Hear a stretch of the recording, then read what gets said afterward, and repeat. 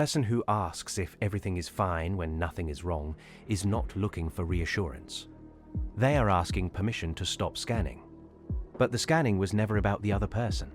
It is the function of a mind that cannot tolerate a quiet signal. A neutral moment is read as withdrawal. A pause becomes evidence of distance. The question is not a question. It is a compulsion to force the other person to disprove a threat that only exists in the asker's head. The reassurance works for about an hour. Then the machinery resets, because the problem was never in the other person's behavior. It is in the apparatus that cannot leave a calm thing alone. You are thinking this is about someone else, that you are the one being asked, but you have asked it. The mind that scans for trouble will always find some, not because trouble is there, because scanning is its only purpose, and the person who keeps asking is not checking on the relationship. They are checking if their own anxiety has finally been proven wrong. It never is. This pattern does not begin in adulthood. It begins in a childhood where the emotional signal was inconsistent or absent, where a caregiver's mood had to be read from partial evidence, where neutrality meant something was coming. The child learns that calm is not calm. It is the space between events. The absence of noise becomes its own warning. The nervous system wires itself for this. It becomes efficient at detecting subtle shifts in tone, in timing, in the length of a pause before a response. This is not intuition. It is hypervigilance dressed in the language of care. The child who had to track a parent's emotional weather grows into an adult who tracks everyone. The skill that once ensured survival now ensures exhaustion. What was adaptive becomes pathological only when the environment changes, but the scanning does not. There is an evolutionary frame here that matters. The organism that detects threat slowly dies. The organism that detects threat quickly survives to reproduce. The problem is that the modern environment contains almost none of the threats this system was built to detect, but the system has no off switch. It scans for predators in text messages. It scans for abandonment in read receipts. The machinery is correct in its operation and completely wrong in its application. You thought of someone else just now. That is the protection working. The mind that scans for trouble also scans for ways to avoid seeing itself. It is easier to locate this pattern in a partner, a parent, a friend who texts too often, who needs too much, who cannot let a conversation end without one more check. But the recognition in others is itself a form of the same defense. If I can name it over there, I do not have to feel it over here. The protection is layered. The first layer is the scanning itself. The second layer is believing the scanning is about someone else. In practice, this pattern has a specific shape. The person composes a message and deletes it 3 times. They stand in a room after a conversation, replaying the last exchange for evidence of a shift. They ask if everything is fine, receive reassurance, feel relief, then begin gathering data for the next question within hours. The neutral face of a colleague becomes a problem to solve. The partner who is simply tired becomes, in the internal narrative, someone reconsidering the entire relationship.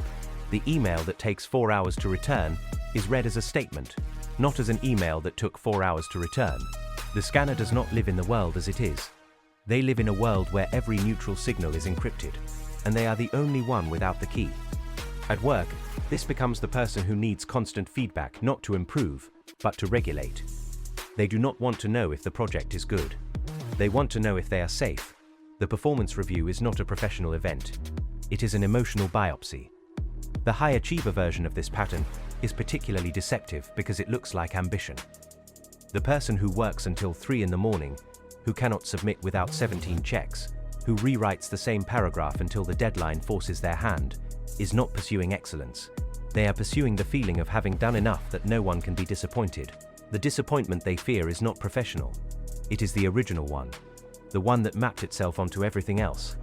The person who has read about attachment theory, who can name anxious preoccupied patterns, who uses the vocabulary of their own hypervigilance with precision, is often the most trapped.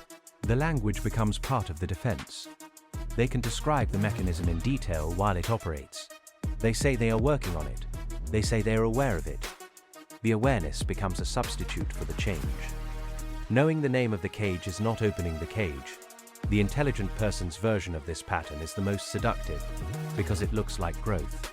It is not growth. It is the same scanning, now with footnotes. I do not have this pattern. I have only watched it. What I find remarkable is how little knowing that changes anything for the person who does. The cost accumulates slowly. It is not one event.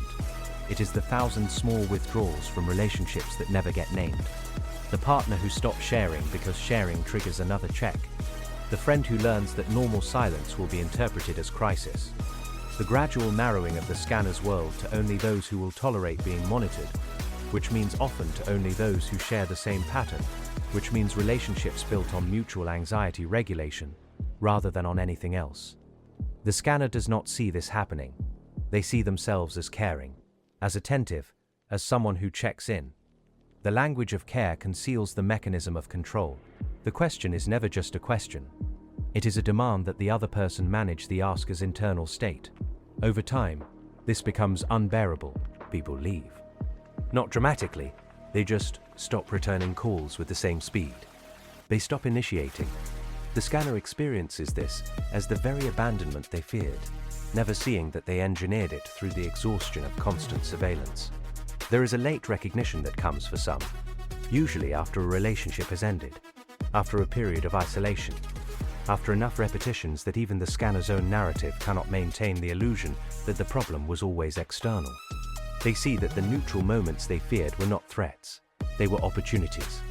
Opportunities for rest, for trust, for the experience of being with someone without performing emotional reconnaissance. The cost is not just the relationships that ended. It is the quality of presence that was never available in the relationships that continued. The scanner has never actually been present. They have been monitoring the entire time. Every conversation, every silence, every ordinary moment of connection was processed through a threat detection system. They have lived a life of emotional emergency management and called it love. From outside the mechanism, what is most striking is not how often it fails people. It is how reliably it protects them from finding out. Most who become aware of this pattern do not change. Awareness is not the obstacle. The obstacle is that the pattern serves a function that the person is not willing to relinquish. The scanning, for all its exhaustion, provides a sense of control. The belief that if I can just detect the threat early enough, I can prevent the pain, is not rational, but it is deeply held. To stop scanning is to accept that pain may come without warning, that relationships may end not because of something detected and prevented, but because of something never visible until it is final. This is a specific kind of terror. The scanner prefers the exhaustion of vigilance to the helplessness of genuine uncertainty. They are not wrong that uncertainty is unbearable. They are wrong that scanning reduces it. The scanning creates the very instability it claims to prevent, but this is only visible from outside the loop. From inside, each check feels like responsibility, like care, like the minimum due diligence that any reasonable person would perform. The rare exception, the person who actually changes, does so not through insight but through exhaustion. The pattern burns out. It costs too much. A partner leaves and means it. A health event interrupts the vigilance. Something breaks that cannot be scanned back into place. In that window, if they are lucky, they experience a moment of not scanning and not dying. The neutral face remains neutral. The silence remains silence. Nothing arrives to punish the inattention. This is the beginning of rewiring, but it is fragile. The system returns. It always returns. The question is whether the person can tolerate the discomfort of not asking, of not checking, of letting the neutral signal remain unread long enough for the nervous system to recalibrate. Most cannot. The discomfort is too precise, too familiar. It feels like abandonment because it was once abandonment. The body does not distinguish memory from present threat. The next time you feel the need to ask, you will not be speaking to them. You will be speaking to the fear you built yourself. And they will answer, because that is what people do. They will say everything is fine. They will mean it, or they will not. It will not matter. The machinery will reset. The scanning will resume. The only question that remains is whether you will spend your life forcing other people to manage a threat that only you can see, or whether you will sit in the quiet you have always misread and let it be nothing, and let that nothing be enough.